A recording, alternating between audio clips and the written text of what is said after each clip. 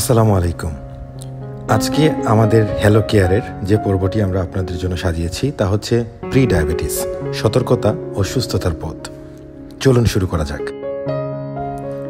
Pre diabetes একটি গুরুত্বপূর্ণ স্বাস্থ্যগত অবস্থা যা বিশ্বজুড়ে, বিশেষ করে বাংলাদেশ ও ভারতে দ্রুত বাড়ছে। এটি এমন এক নীরব সতর্কতা সংকেত যা আমাদের জানায় যে আমরা টাইপ 2 ডায়াবেটিসের একেবারে দোরগোড়ায় দাঁড়িয়ে আছি।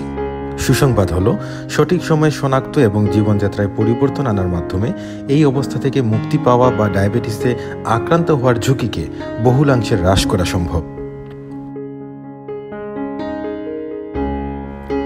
প্রি ডায়াবেটিস হলো সেই অবস্থা যখন আপনার রক্তে গ্লুকোজ বা শর্করার মাত্রা স্বাভাবিকের চেয়ে বেশি, কিন্তু এটিকে পুরোপুরি টাইপ 2 ডায়াবেটিস হিসাবে চিহ্নিত করার জন্য যথেষ্ট বেশি নয়। এটাকে বর্ডারলাইন ডায়াবেটিস নামেও অভিহিত করা হয়।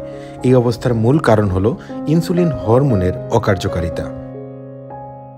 যখন শরীর ইনসুলিনের প্রতি প্রতিরোধী হয়ে ওঠে বা অগ্নাশয়ে পর্যাপ্ত ইনসুলিন তৈরি করতে পারে না, তখন রক্তে গ্লুকোজ জমা হতে শুরু করে।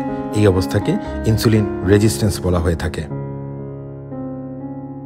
বিশ্ব স্বাস্থ্য সংস্থার তথ্য অনুসারে এবং গবেষণামূলক প্রকাশন অনুসারে বিশ্বে প্রাপ্তবয়স্কদের একটি বিশাল অংশ প্রি ডায়াবেটিসে ভুগছেন। 3 জন প্রাপ্তবয়স্কের মধ্যে একজনের প্রি ডায়াবেটিস থাকতে পারে, কিন্তু তাদের মধ্যে 80%-এরও বেশি মানুষ তা জানেন না। এটি একটি উদ্বেগের বিষয়, কারণ চিকিৎসাবিহীন প্রি ডায়াবেটিস কয়েক বছরের মধ্যে টাইপ 2 ডায়াবেটিসে পরিণত হতে পারে। কী কারণে ইনসুলিন রেজিস্ট্যান্স হতে পারে? জেনেটিক বা পরিবারে ডায়াবেটিসের ইতিহাস থাকলে, অতিরিক্ত চর্বি, বিশেষ করে ভিসেরাল ফ্যাট থাকলে, অর্থাৎ অ্যাবডোমিনাল চর্বি যেটা আমরা আগে বলেছিলাম, ফিজিক্যাল ইনঅ্যাক্টিভিটির জন্য হয়, অতিরিক্ত প্রসেসড ফুড অর্থাৎ কার্বোহাইড্রেট, রিফাইন্ড সুগার ইত্যাদি খেলে, কিছু ঔষধ যেমন স্টেরয়েড দীর্ঘদিন ব্যবহারের ফলে ইনসুলিন রেজিস্ট্যান্স হয়ে যেতে পারে। হরমোনাল ডিসঅর্ডার যেমন হাইপোথাইরয়েডিজম বা কুশিং সিন্ড্রোমেও ইনসুলিন রেজিস্ট্যান্স দেখা যায়। ক্রনিক স্ট্রেস বা পর্যাপ্ত ঘুম না হওয়ার কারণেও ইনসুলিন রেজিস্ট্যান্স হতে পারে, এবং এটি এত গুরুত্বপূর্ণ যে স্ট্রেস ম্যানেজমেন্টের জন্য আমাদের একটি ভিডিও আসবে ইনশাল্লাহ। কাদের মধ্যে প্রি ডায়াবেটিসের সম্ভাবনা বেশি? পরিবারে টাইপ 2 ডায়াবেটিসের ইতিহাস থাকলে, 45 বছরের উপরে যাদের বয়স, যদি ধূমপানের অভ্যাস থাকে, যদি অবস্ট্রাকটিভ স্লিপ অ্যাপনিয়া থাকে, কিংবা যদি গর্ভকালীন ডায়াবেটিক্স যেটাকে আমরা বলি জেস্টেশনাল ডায়াবেটিক্স থাকে, পলিসিস্টিক ওভারিয়ান সিনড্রোম থাকলে। ডায়াবেটিস ও প্রি ডায়াবেটিক্সের এই সম্ভাবনাটা কাদের মধ্যে বেশি? দেখা গিয়েছে ব্ল্যাক, আফ্রিকান বংশোদ্ভূত আমেরিকান, হিসপ্যানিক বা Latin American, native American, Pacific Islander, Asian American, তাদের মধ্যে এটি বেশি দেখা যায় শুধুমাত্র ফিজিক্যাল ইনঅ্যাক্টিভিটির কারণে এবং আনহেলদি ফুড হ্যাবিটের জন্য। প্রি ডায়াবেটিসে শরীরের জন্য কি সমস্যা হতে পারে? হার্ট অ্যাটাক বা হৃদরোগের ঝুঁকি বাড়িয়ে ফেলতে পারে, চোখের ক্ষতি করতে পারে, ব্রেন স্ট্রোকের সম্ভাবনা বাড়িয়ে দিতে পারে, এছাড়াও কিডনির ক্ষতি করতে পারে। প্রি ডায়াবেটিসের ঝুঁকি কিভাবে কমাবো? ডায়েটিশিয়ানের পরামর্শ অনুযায়ী খাবার খেতে হবে, কিংবা লাইফস্টাইল মডিফিকেশন খুবই গুরুত্বপূর্ণ। স্ট্রেস ম্যানেজ করতে হবে, ধূমপান বন্ধ করতে হবে, ঘুমের সমস্যা থাকলে তা ঠিক করতে হবে, হাই কোলেস্টেরল ও হাই ব্লাড প্রেশার নিয়ন্ত্রণে রাখতে হবে। অনুপ্রেরণার জন্য কোনো সাপোর্ট গ্রুপেও যোগ দেওয়া যেতে পারে। পিএমসিতে প্রকাশিত 2017-18 সালের বাংলাদেশ ডেমোগ্রাফিক অ্যান্ড হেলথ সার্ভের তথ্য অনুযায়ী বাংলাদেশের প্রাপ্তবয়স্কদের মধ্যে প্রায় 14.2% মানুষ প্রি ডায়াবেটিসে আক্রান্ত। এই হার ডায়াবেটিস আক্রান্তের 9.8%-এর চেয়েও বেশি।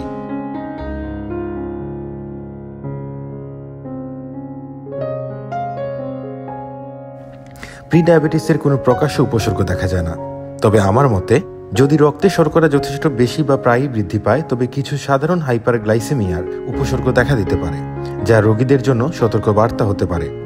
যেমন প্রস্রাবের মাত্রা বৃদ্ধি, তৃষ্ণা বৃদ্ধি, ক্ষুধা বৃদ্ধি, দৃষ্টি ঝাপসা দেখা, হাত বা পায়ের নড়াচড়ায় অসাড়তা বা সূচ অনুভূতি, হঠাৎ এবং অপ্রত্যাশিত ওজন কমা, ঘন ঘন সংক্রমণ বা ঘা সারতে দেরি হওয়া। এছাড়াও যাদের সুগার লেভেল হাই থাকে তাদের মুখ শুকিয়ে যাওয়া, ঘন ঘন ইউরিনেশন দেখা যায়।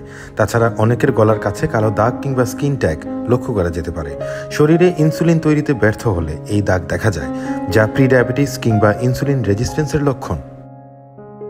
প্রি ডায়াবেটিস নির্ণয়ের জন্য আমরা সাধারণত কিছু পরীক্ষা করে থাকি, যেমন ফাস্টিং প্লাজমা গ্লুকোজ, এফপিজি বা fasting blood sugar level, oral glucose tolerance test, OGTT, haemoglobin A1C ইত্যাদি পরীক্ষা।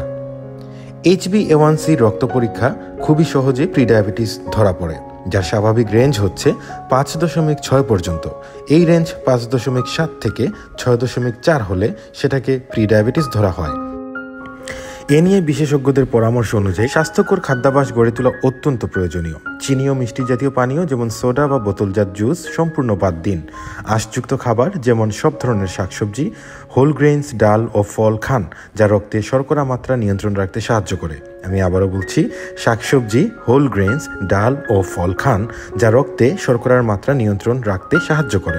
কম গ্লাইসেমিক ইন্ডেক্সযুক্ত খাবার যেমন লাউ, পেঁপে, চিচিঙ্গা খাদ্য তালিকায় অন্তর্ভুক্ত করতে পারেন। নিয়মিত শারীরিক কার্যকলাপ, সপ্তাহে কমপক্ষে 150 মিনিট মাঝারি মানের ব্যায়াম যেমন দ্রুত হাঁটা বা জগিং করার চেষ্টা করুন। দীর্ঘক্ষণ বসে থাকা এড়িয়ে চলুন এবং কাজের ফাঁকে ছোট বিরতি নিয়ে নড়াচড়া করুন কিংবা হালকা একটু হাঁটুন। যদি আপনার ওজন বেশি থাকে, বিশেষ করে পেটের চারপাশে চর্বি জমে থাকে, তাহলে চিকিৎসকের পরামর্শ অনুযায়ী ওজন কমানোর চেষ্টা করুন। গবেষণায় দেখা গেছে শরীরের মোট ওজনের প্রায় 5 থেকে 7% কমলেও ডায়াবেটিসের ঝুঁকি উল্লেখযোগ্যভাবে হ্রাস পায়।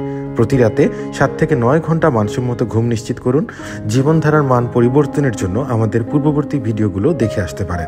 মানসিক চাপ নিয়ন্ত্রণে রাখুন, ধূমপান সম্পূর্ণ বন্ধ করুন এবং মদ্যপান থাকলে তা সীমিত করুন কিংবা বন্ধ করে দিন।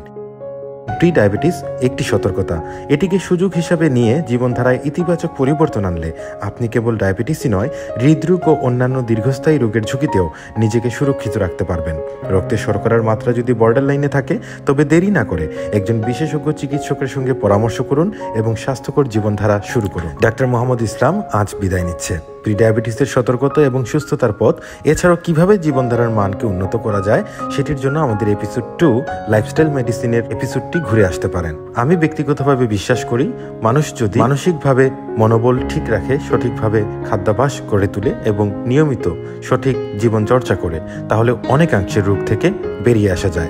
আজ প্রি-ডায়াবেটিস নিয়ে এতটুকুই। ভালো থাকুন, সুস্থ থাকুন।